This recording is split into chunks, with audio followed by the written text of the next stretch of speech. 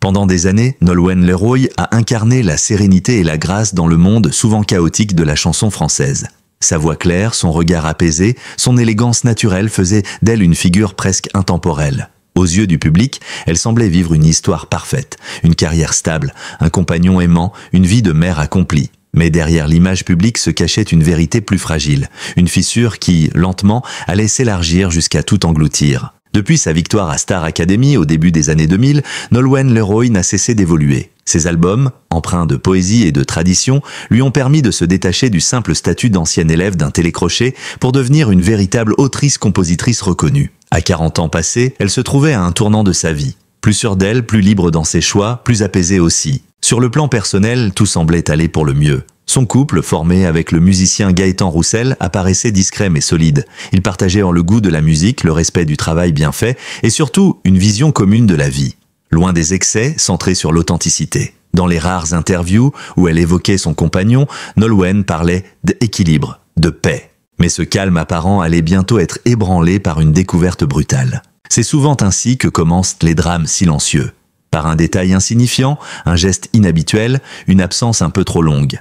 Nolwenn, fine observatrice, avait senti depuis quelque temps un léger changement dans le comportement de son compagnon. Rien de flagrant, un regard fuyant, un téléphone consulté un peu trop souvent, des soirées prolongées sous prétexte de répétition. Au début, elle n'y prêta pas attention. Après tout, ils étaient tous deux artistes, habitués aux emplois du temps décalé et aux périodes de distance. Mais au fil des semaines, un malaise s'installa. La confiance, ciment de leur couple, commençait à s'effriter. « Je ne voulais pas y croire », confiera-t-elle plus tard à une amie proche. « Je me disais que c'était juste la fatigue, la routine. » Pourtant, au fond d'elle, une petite voix insistait. Ce pressentiment, mélange d'intuition et de peur, la rongeait. Plutôt que d'affronter la situation, Nolwenn choisit le silence. C'est dans sa nature, elle ne se précipite pas, elle observe, elle analyse. Mais ce silence, loin d'apaiser, devint un poison. Les non-dits s'accumulaient, les repas devenaient plus courts, les conversations plus banales.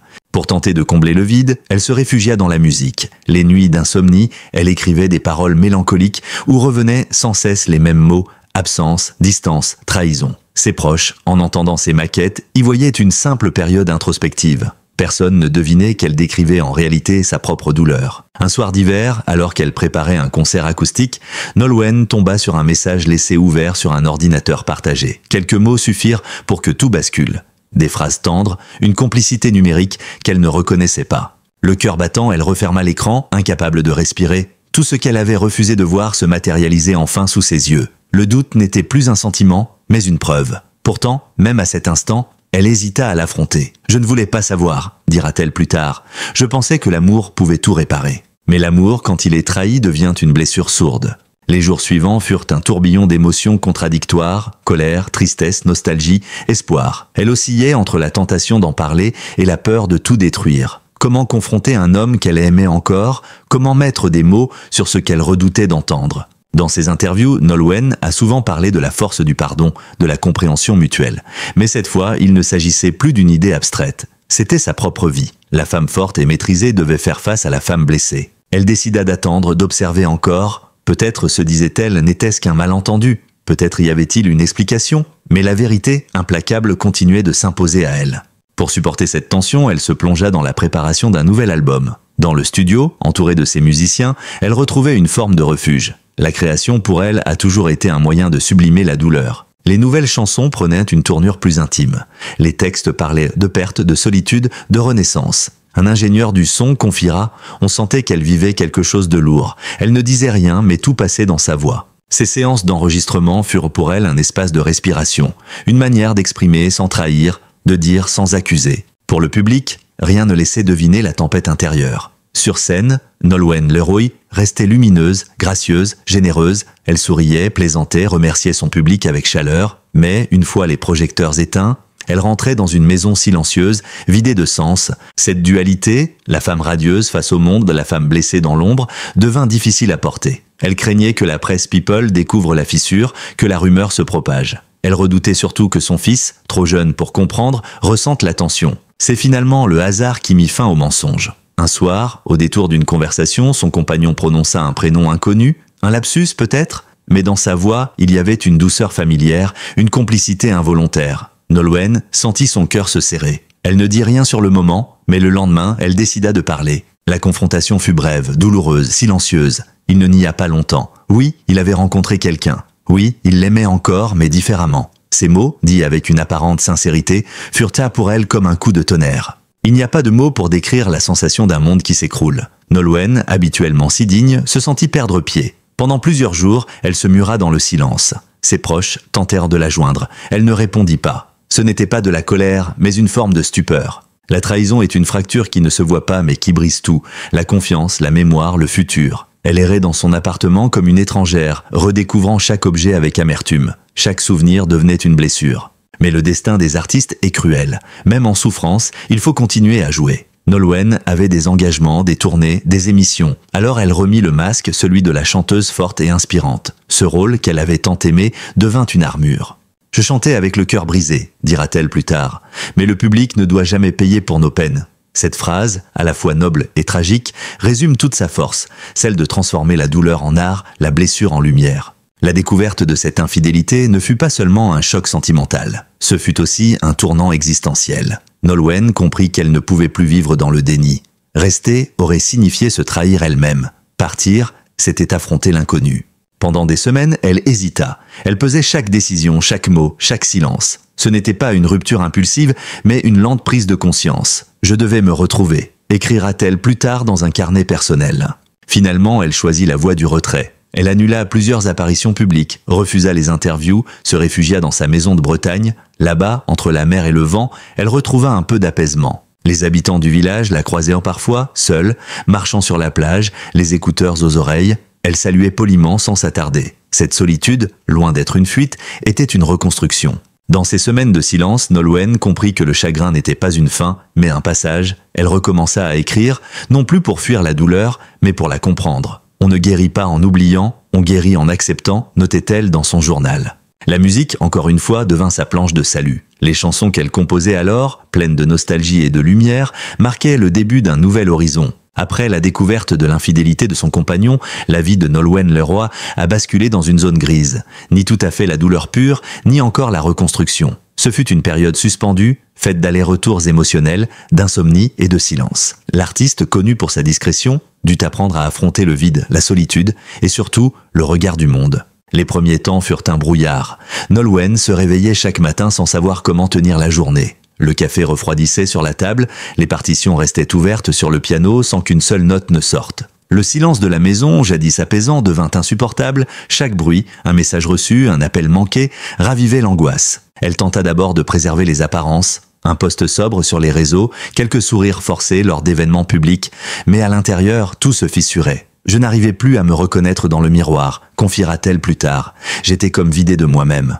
Les proches s'inquiétaient. Sa mère, figure essentielle de sa vie, fit le voyage jusqu'à la Bretagne pour rester auprès d'elle. Ensemble, elles marchèrent des heures sur les sentiers côtiers. Parfois, elles ne parlaient pas. Parfois, Nolwenn éclatait en sanglots. « Tu n'as rien à te reprocher », lui disait sa mère, mais la culpabilité, cette ombre insidieuse, continuait de ronger l'artiste. Dans le petit monde de la chanson française, le murmure devint rapidement rumeur. Un tabloïd publia une photo floue. Nolwenn, seule, quittant un studio les yeux rouges. « Crise au sein du couple ?» titra-t-on. Les commentaires affluèrent, spéculant sur les raisons de la séparation. Certains journalistes, bienveillants, évoquèrent un simple éloignement professionnel. D'autres, plus cruels, insinuèrent qu'elle n'avait pas su retenir son homme. Pour Nolwenn, cette intrusion fut une seconde trahison. Elle qui protégeait farouchement sa vie privée se retrouva au centre d'un cyclone médiatique. Chaque déplacement devenait une épreuve, chaque sourire une performance. Les fans, quant à eux, réagirent avec empathie. Des centaines de messages d'encouragement arrivèrent sur ses réseaux. « On t'aime, reste forte, ta musique nous aide, à notre tour elle te portera. » Ces mots simples devinrent pour elle une bouée. « Je me suis rendu compte que, même dans l'anonymat, les gens savent reconnaître la sincérité », dira-t-elle plus tard. Mais malgré cet élan collectif, la honte persista. Être trompée, surtout publiquement, reste un traumatisme. Nolwenn oscillait entre la colère et la compassion. Colère contre l'homme qu'elle aimait, compassion pour elle-même, pour la femme qu'elle redevenait, fragile, humaine. Plutôt que de répondre à la presse, elle choisit l'éloignement. Pendant plusieurs semaines, elle s'installa dans une petite maison isolée du Finistère. Pas de télévision, peu de réseau. Elle s'imposa une forme de retraite artistique. Les journées s'écoulaient au rythme des marées. Lecture, écriture, méditation. Elle redécouvrit des gestes simples, cuisiner, peindre, jardiner. La nature m'a sauvé, se dira-t-elle. Quand tout s'effondre, regarder la mer, c'est comme regarder le temps guérir à ta place. Peu à peu, la colère fit place à la lucidité. De cette période sombre naquirent des chansons d'une intensité rare. Ses carnets se remplirent de textes bruts, empreints de mélancolie et de lumière. La dernière promesse, si je m'en vais, le sel sur la peau. Des morceaux qu'elle n'osait pas encore partager, mais qui marquaient déjà une métamorphose. Son label, inquiet mais confiant, la laissa libre. « Prends ton temps », lui écrivit son producteur, et elle le prit. Chaque mot devenait une pierre posée sur le chemin du retour à soi. L'acte créatif devint thérapeutique. En chantant, elle retrouvait sa voix, au sens propre et symbolique. « J'avais oublié que ma voix pouvait me guérir », expliquera-t-elle. Un jour, l'inévitable arriva. Une journaliste de télévision, invitée à parler de son nouvel album, osa la question « Ces chansons sont-elles inspirées d'une rupture ?» Nolwenn, après un bref silence, répondit calmement « Elles sont inspirées de la vie ». Cette phrase, courte et ferme, fit le tour des médias. Sans désigner personne, elle affirmait tout. Ce fut sa manière de reprendre le contrôle, ne plus subir les interprétations, mais les transcender. Pendant ce temps, son ex-compagnon vivait aussi sous le feu des projecteurs. La nouvelle compagne, une artiste rencontrée sur une collaboration musicale, fit elle-même les frais de la curiosité médiatique. Les tabloïds s'en donnèrent à cœur joie. Photos volées, supposés messages privés, débats sur la morale des artistes. Nolwenn, fidèle à son éthique, refusa tout commentaire. Elle ne chercha ni vengeance, ni justification. Répondre, c'est encore donner du pouvoir à la blessure, confia-t-elle à un ami. Dans cette tempête, certains amis furent essentiels. Garou, Florent Pagny, mais aussi Zazie, qu'elle considérait comme une grande sœur, l'entourèrent de leur présence. Zazie, notamment, lui rappela une vérité simple. Ce qu'on perd en illusion, on le gagne en clarté. Cette phrase devint un mantra. Nolwenn comprit qu'elle devait transformer cette épreuve en moteur. Peu à peu, la vie reprit ses droits. Elle réapprit à sourire, à faire confiance. Elle recommença à sortir, à rire, mais chaque pas restait fragile. Il y a des cicatrices invisibles qui mettent des années à se refermer. Elle se remit au sport, adopta un chien, reprit des cours de danse. Ces gestes anodins étaient des actes de renaissance. « Je voulais redevenir légère », dira-t-elle. À travers cette épreuve, Nolwenn découvrit une autre dimension de la célébrité, la vulnérabilité publique. Quand on est connu, la douleur devient spectacle. Il faut apprendre à la protéger. Cette phrase, prononcée dans une émission de radio, toucha beaucoup d'auditeurs. Son courage tranquille fit d'elle un symbole. Des femmes lui écrivirent pour lui confier leurs propres blessures. Certaines disaient « Tu as mis des mots sur ce que je n'ai jamais osé dire ». La grande question restait « Pouvait-elle pardonner ? Pas pour excuser, mais pour avancer ». Nolwenn, fidèle à sa spiritualité douce, finit par admettre qu'elle ne voulait pas vivre dans la rancune. Le pardon, ce n'est pas absoudre, c'est se libérer. Elle n'oublia pas, mais elle cessa de ressasser. L'amour, même trahi, reste une trace indélébile. Elle choisit d'en faire une source de sagesse plutôt qu'un fardeau. Cette crise changea radicalement sa conception du couple. On croit que l'amour, c'est se compléter. En réalité, c'est se comprendre sans se perdre. Ces mots, simples mais profonds, résument sa métamorphose. Elle refusa désormais les compromis qui brisent, les silences qui étouffent. Elle apprit à poser des limites, à s'écouter. Lors de sa première tournée après la rupture, l'émotion fut palpable. Le public, conscient de son parcours, l'accueillit avec une chaleur nouvelle. Sur scène, elle semblait plus vraie, plus incarnée. Chaque chanson résonnait comme un dialogue intime. À la fin de son concert à Nantes, une standing ovation dura plusieurs minutes. Nolwenn, les larmes aux yeux, murmura « Merci, vous m'avez rendu à moi-même ». Ce concert symbolisa sa résurrection. Là où d'autres auraient sombré, elle avait transformé la trahison en renaissance artistique. Les critiques furent unanimes. Une artiste à la fois fragile et invincible. Son album se hissa en tête des ventes. Mais plus que le succès, c'est la paix retrouvée qui comptait. J'ai compris que la vraie victoire, c'est de rester debout sans amertume. À la fin de cette année chaotique, Nolwenn retourna en Bretagne. Elle passa Noël avec sa famille, dans une atmosphère simple et paisible. En regardant son fils ouvrir les cadeaux, elle sentit une gratitude nouvelle. Elle n'avait plus besoin d'un conte de fées. Elle avait retrouvé la vérité de la vie. Les mois qui suivirent marquèrent un tournant décisif dans la vie de Nolwenn Leroy. Après la tempête émotionnelle et le tumulte médiatique, elle entra dans une phase d'apaisement profond, celle où l'on cesse de fuir la douleur pour apprendre à vivre avec elle. Nolwenn avait toujours eu un lien particulier avec le silence. Enfant, elle passait des heures à écouter le bruit des vagues ou le souffle du vent. Ce rapport intime à la nature devint, une fois encore, sa planche de salut. Chaque matin, elle sortait marcher sur la plage, parfois sous la pluie, parfois dans le froid, le visage tourné vers l'horizon. Je ne cherchais plus de réponse, racontait-elle, je voulais seulement sentir que j'existais encore. Ce silence n'était plus un vide, mais un espace d'écoute, celui de son propre cœur. Elle se mit à tenir un journal quotidien. Pas un journal de lamentation, mais une chronique d'éveil. Elle y notait les sensations, les odeurs, les rêves. Peu à peu, ces pages se transformèrent en fragments poétiques. Plusieurs serviront plus tard à l'écriture de son futur album Renaître. Pour se reconstruire, elle entreprit un travail global, yoga, méditation, alimentation plus saine, sevrage numérique. Elle se coupa presque entièrement des réseaux sociaux. Je devais me désintoxiquer du regard des autres, dira-t-elle. Ce processus fut lent, mais salutaire. Le sommeil revint, la concentration aussi. Ses proches le témoignent. Elle rayonnait de nouveau, mais d'une autre manière, plus intérieure. Elle recommença aussi à chanter pour le plaisir, sans objectif de carrière. Assise au piano, elle laissait venir les mélodies, sans chercher à les maîtriser. La voix d'abord hésitante retrouva sa souplesse. Chaque note semblait purifier un peu son âme. Lorsque Nolwenn reprit le chemin du studio, l'ambiance n'avait plus rien à voir avec celle des années précédentes. Elle ne cherchait plus à plaire, à suivre une ligne commerciale. Elle voulait simplement être vraie. Ses nouvelles chansons parlèrent de renaissance, d'acceptation, de lumière après la nuit. Loin du pathos, elles respirèrent la sincérité. Dans Éclat d'âme, elle chante « J'ai pardonné sans oublier, j'ai aimé sans me perdre. Et si je tombe, je me relève, car la mer m'a appris à danser. » Les critiques saluèrent cet album comme le plus mature de sa carrière. Certains y virent une œuvre de résilience comparable à celle de Barbara ou de Véronique Sanson.